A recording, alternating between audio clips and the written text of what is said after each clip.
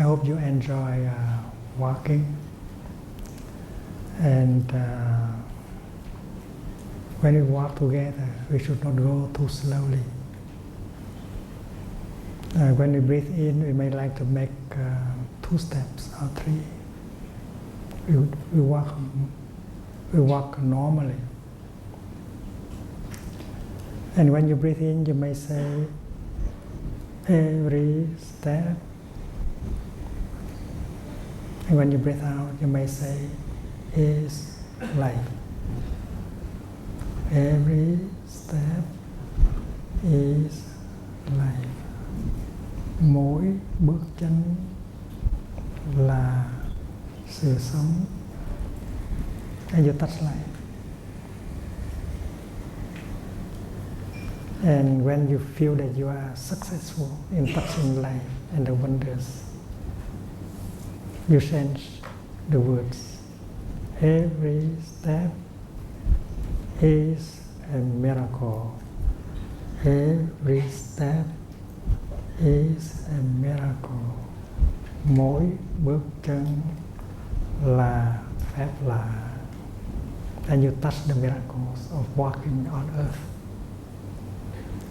We are a disciple of a Zen master whose name is Linji. And he said that the miracle is not to walk on thin air, but to walk on earth. The miracle is walking on earth, địa hành thần thông. And we enjoy performing a miracle while walking. It's so wonderful to be alive and to be walking on this planet. Every step is a miracle. So we should enjoy every step. And not only when we walk together that we practice like that, but when we are alone, we also apply this art of walking. Every step should be a miracle. And mindfulness make it possible that every step help us to touch the wonders of life. Every step become a miracle. We are performing miracles at every time, every moment. And then we move to the 3rd sentence. Every step is healing. Every step is healing. Mỗi bước chân là trị liệu. And we feel the healing taking place. This is not auto-suggestion. This is the real feeling that if you walk relaxingly, peacefully like that, healing is every step.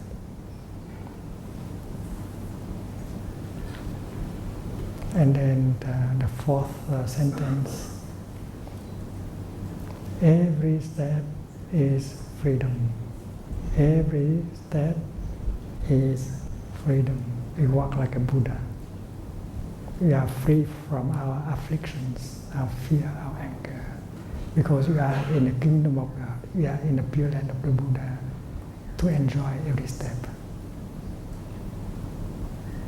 The French writer André Gide, he said that God is happiness. Dieu est bonheur. And God is available 24 hours a day. Dieu est disponible 24 heures sur 24. And if God is available 24 hours a day, His kingdom is also available to us 24 hours a day. So make ourselves available to the kingdom and enjoy walking in the kingdom every day. There is no day when I do not enjoy walking in the kingdom.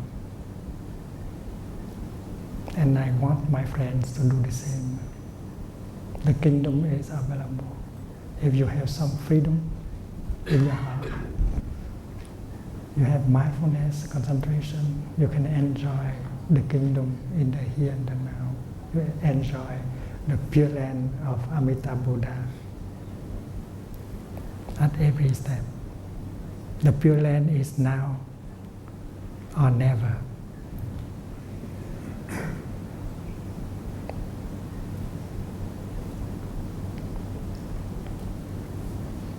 So when we work together as a group, as a Sangha, there will be no distance between, no big distance between us. We adopt the same kind of speed. So we go like a river, and that emanate a powerful energy that will penetrate in every one of us. And people see us walking like that, they will be penetrated by our peace, our joy.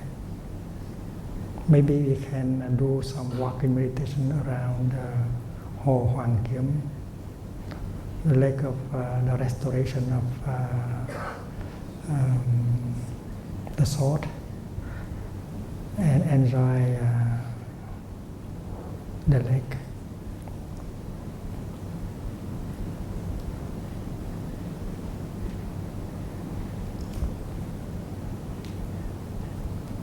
In Buddhism, we learn of elements, factors of enlightenment. Buddhism is about enlightenment. Mindfulness is already enlightenment. When we are aware of what is going on, we are awake. We don't live like in a dream anymore. So mindfulness makes it possible that we get enlightenment every moment. When I breathe in, and I know that I am breathing in, that is already enlightenment. Enlightenment is always enlightenment about something. And in this case, I breathe in, and I know I am breathing in. And when you walk, and you will become aware of every step. So mindfulness will make possible for you to be enlightened on the fact that you are alive, you are walking on earth. So enlightenment is not something very far away. And in the teaching of the Buddha, we heard of the 7 factors of enlightenment. And mindfulness is one of these factors. Concentration is one of these factors. And you may be surprised to hear that joy is one of the 7 factors of enlightenment. Without joy, you cannot get enlightenment. And enlightenment is joy itself.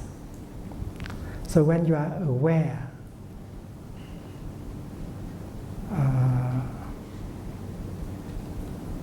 of your breath, your step, you are enlightened, you are awake, and you enjoy yourself, you enjoy your time of being there on earth, you enjoy your steps, you enjoy your breath, you enjoy the pure land of the Buddha, you enjoy the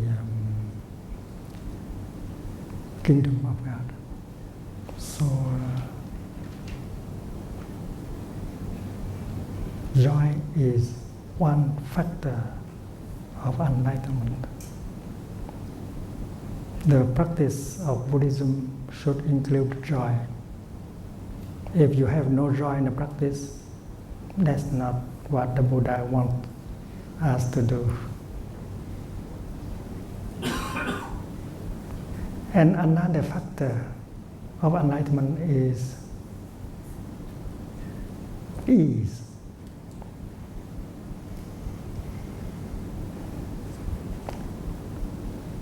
Light, being peaceful. If you don't have the lightness in yourself, if you don't have peace in yourself, there is no enlightenment. Passaddhi Passaddhi is the term in Pali, and it translated as Khinh An in Vietnamese.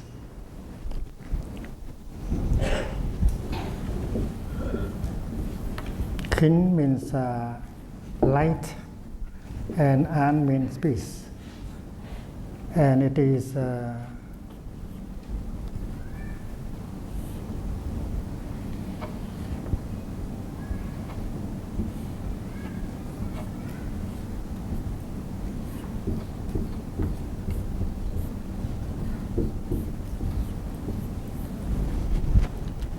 you feel light, you feel peace,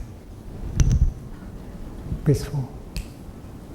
So feeling light, feeling peaceful, feeling relaxed is a factor of enlightenment. And let us go back to the Four Noble Truths.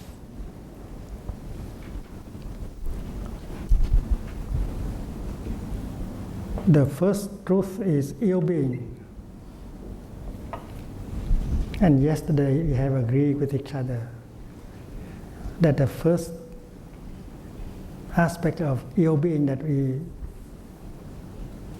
feel is the tension, the stress, the heaviness in our body, in our mind, right? So tension,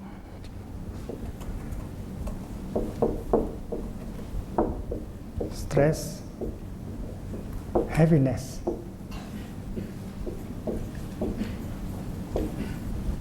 In our body and in our mind.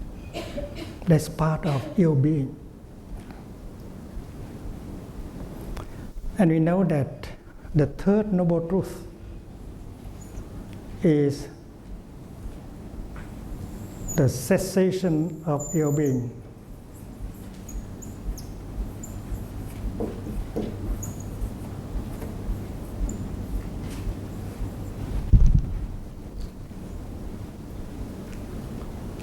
The cessation of ill-being means the presence of well-being,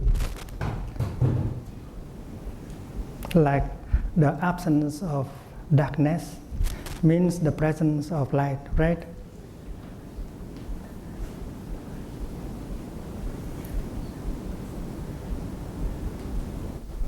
When ignorance is no longer there, wisdom is there, right? When you remove darkness, what is there is light. So the cessation of ill-being means the presence of well-being, and that is the truth that is opposite to the first noble truth. So the third noble truth, instead of calling it cessation of ill-being, you may like to call it well-being.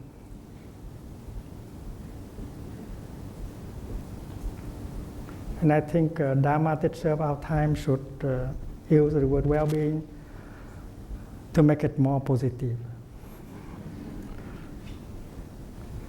They are the same thing.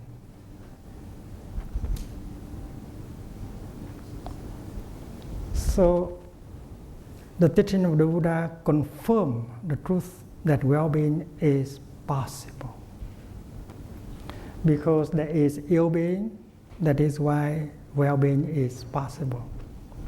And if ill-being is described first in terms of attention, stress, and heaviness, well-being first is described in terms of lightness and peace, relaxation, la détente.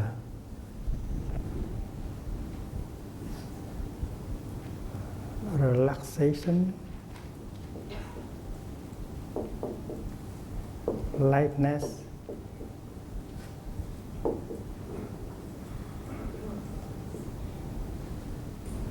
peace.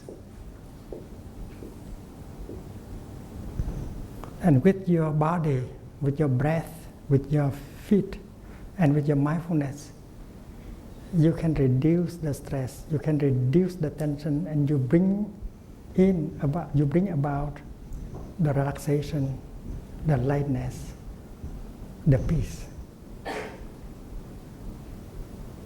So the Four Noble Truths can be spoken in very concrete terms.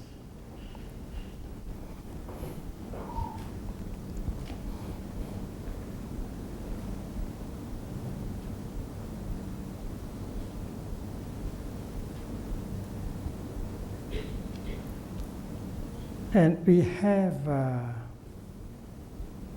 ways, we have the methods of practice so that we can reduce tension, stress, and heaviness. And that should be seen in the Fourth Noble Truth, the path.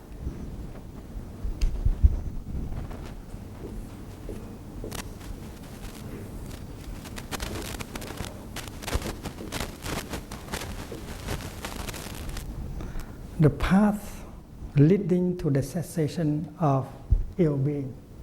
But now, modern Dharma teachers would like to call the Fourth Noble Truth the path of well-being. It's the same. The cessation of ill-being means the beginning of well-being. It's so simple. The Buddha always remind us of that. When he speaks of ignorance, avidya, he said that there is ignorance, there is a wrong perception, there is delusion, avidya. But you can remove avidya, you can remove delusion, you can remove ignorance.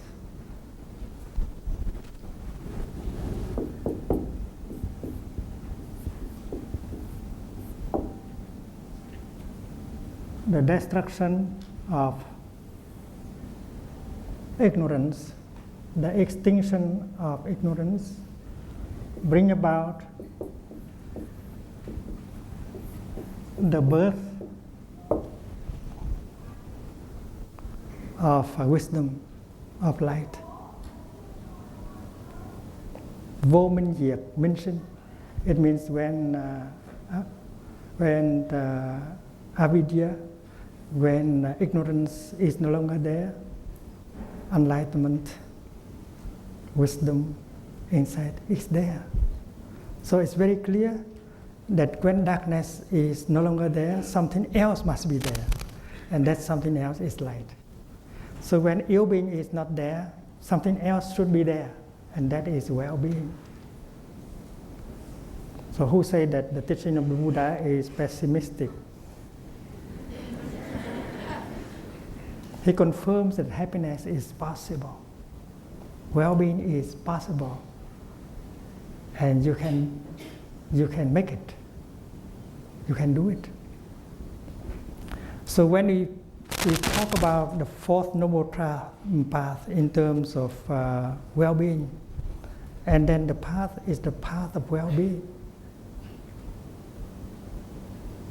and that is a noble path. So the path of well-being,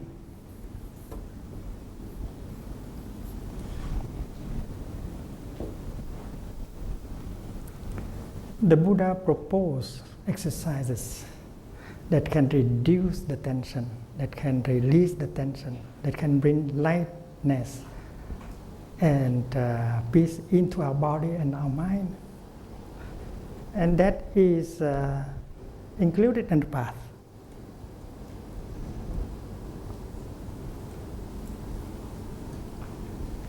We know that the Buddha gave us very concrete practices. If you study, for instance, the sutra on the mindfulness of breathing, you see that the 16 exercises proposed by Buddha is a very scientific in this presentation. The first exercise, breathing in, I know this is my in breath. Breathing out, I know this is my out breath. The second, breathing in, I follow my in breath all the way through. Breathing out, I follow my out breath all the way through. So when you practice like that, you become your in breath, your out breath, and you are detached from the past, from the future, from your projects. And the in breath and out breath bring relaxation, concentration, life into your body and to your mind. And that is already the beginning of well-being. And in the third exercise, the Buddha proposed, breathing in, I'm aware of my whole body. First, you go back to your breath, which is a part of your body. And then second, you go back to your body by the way of the breath, the royal way of going home. That's your in-breath. And the fourth exercise, breathing in, I release the tension in my body.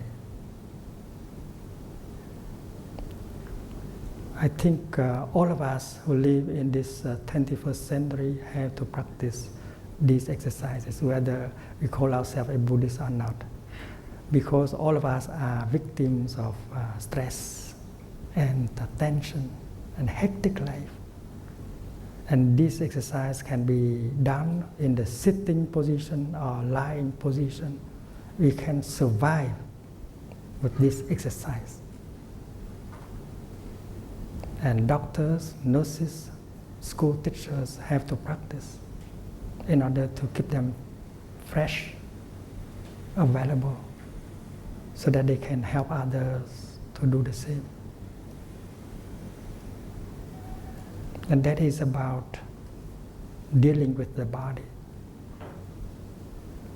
When the Buddha, when we come to the realm of feelings, the Buddha proposed very much the same thing.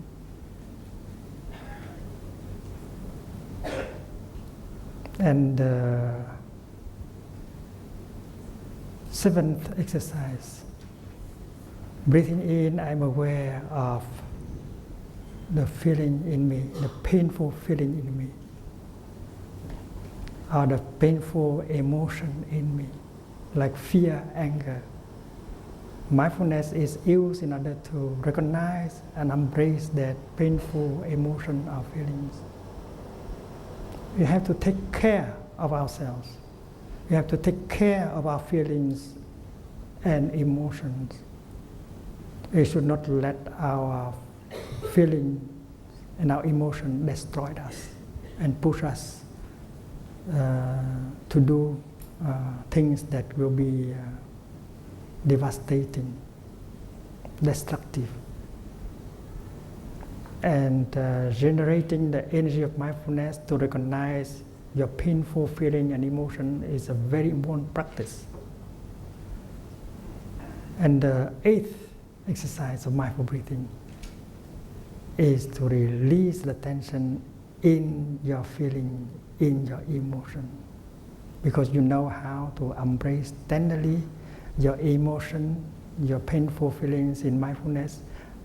You are doing like a mother holding her child, and you release the tension in that feeling, in that emotion, and you get a relief. You can see the compassion of the Buddha in these exercises. He knows the human being quite well.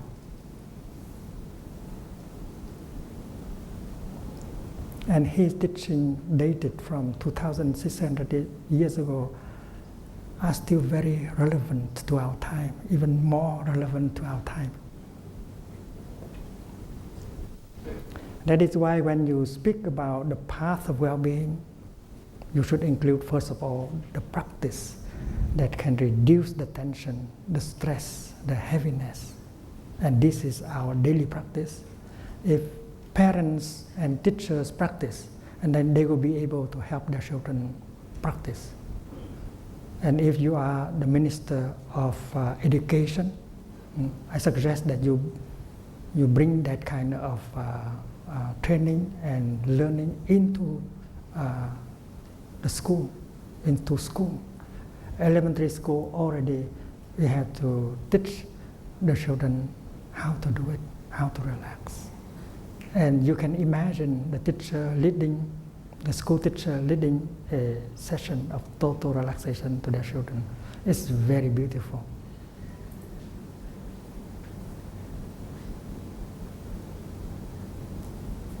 And 2 years ago, when I spoke at UNESCO in Paris, I proposed that UNESCO set up a school of peace, and so that people can come, school teachers and others can come to learn these kind of techniques, and in Plum Ridge we can volunteer to come and teach without salary.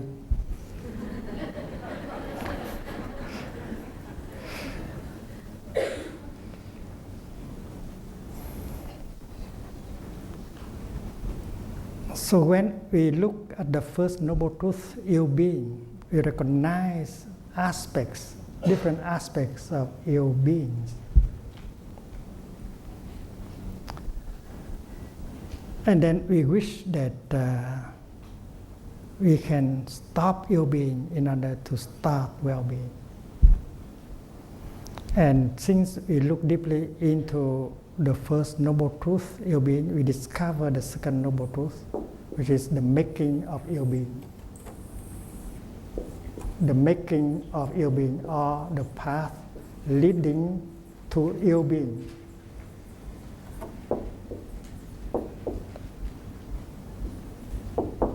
This is also a path, but this path leads to well-being. This is also a path, but this is a path leading to ill-being. And many of us are treading this path. We are getting ill-being every day by the way we consume, by the way we work, by the way we deal with each other. The path leading to the cessation of ill-being, now we call it the path leading to well-being. It is called a noble path. And this is not so noble. We call the ignoble path. The ignoble path that leads to ill-being. And this is the noble path leading to well-being. So if tension, stress, and heaviness is here, we know that a hectic life,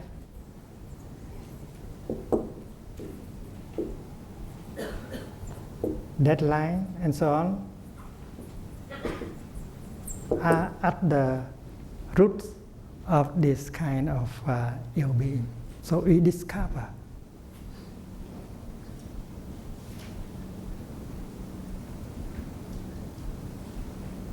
every one of us can sit down and describe the Four Noble Truths as we experience them.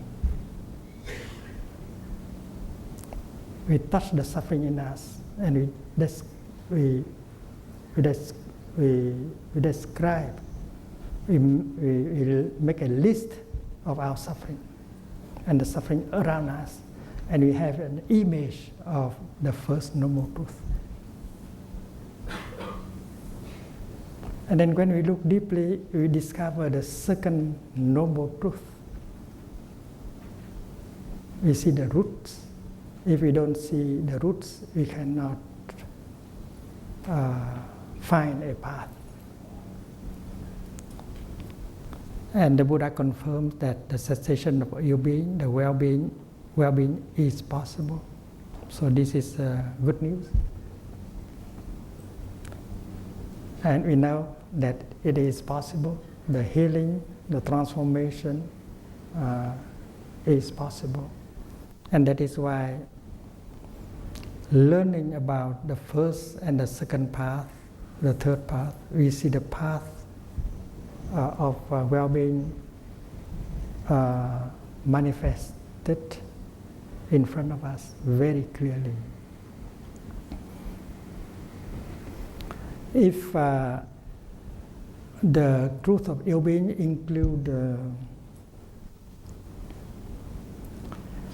include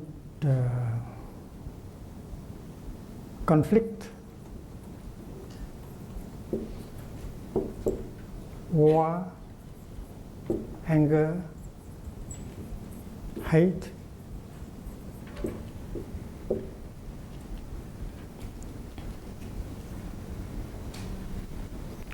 we can put the opposite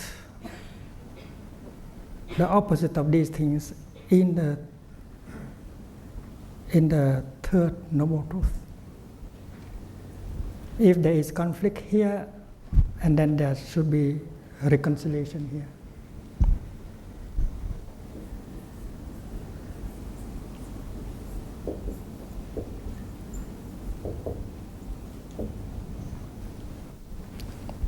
If there is anger here, there should be compassion here.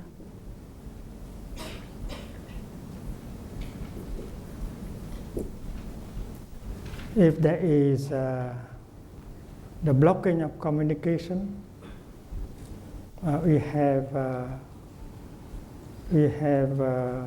communication here, good communication here.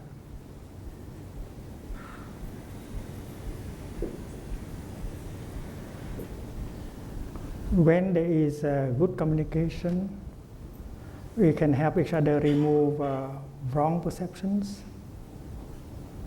Wrong perceptions is woman, is ignorance, is delusion.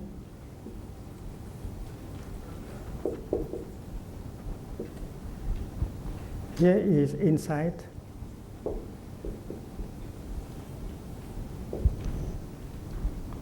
And we can see that in the path, we have the practice of listening deeply with compassion in order to understand, and using loving speech in order to restore communication, and that is part of the path.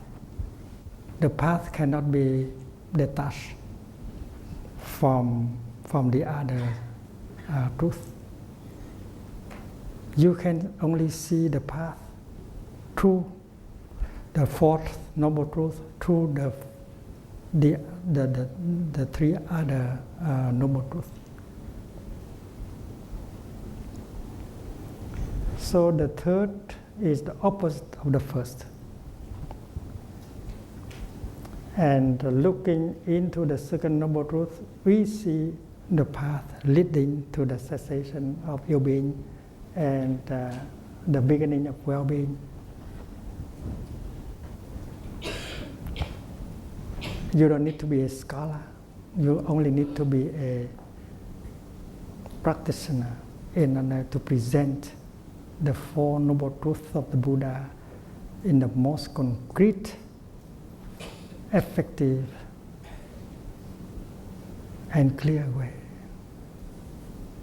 Because we all have experienced ill-being and suffering.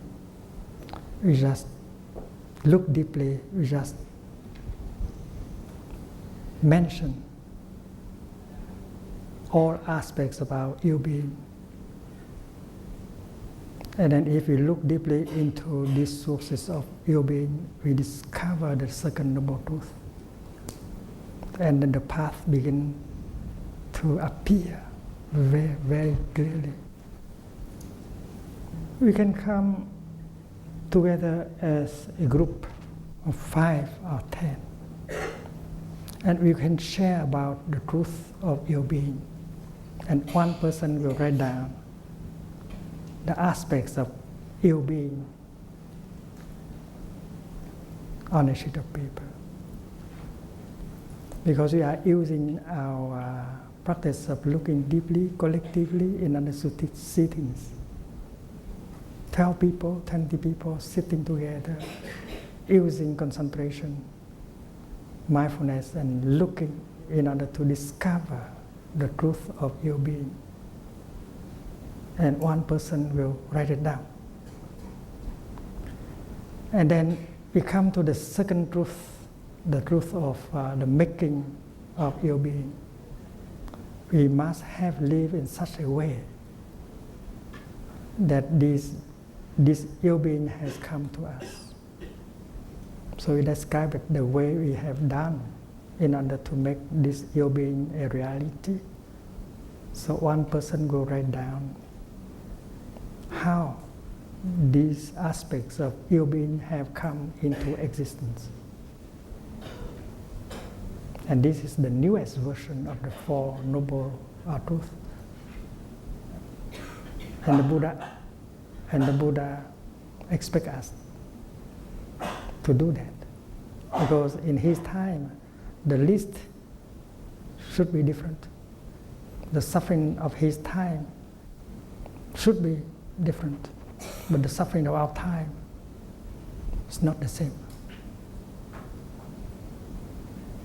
So we need a description of the Four Noble Truths, very clear, very clear.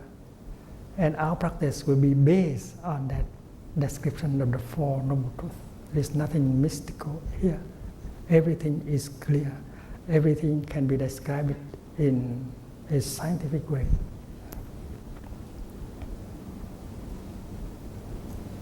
And when you have come up with a beautiful description of the Four Noble Truths, please share with us. And we'll combine all the best kind of sharing in order to make a Dharma book for the new generation of practitioners. The Sangha should do it. We have to help the Buddha.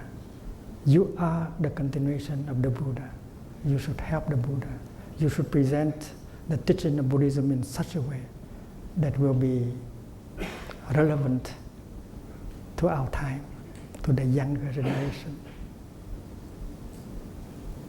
And we should use our intelligence, our wisdom, our art in order to do so. Helping the Buddha, you are very kind. To have the intention to help the Buddha. If you don't help the Buddha, who will?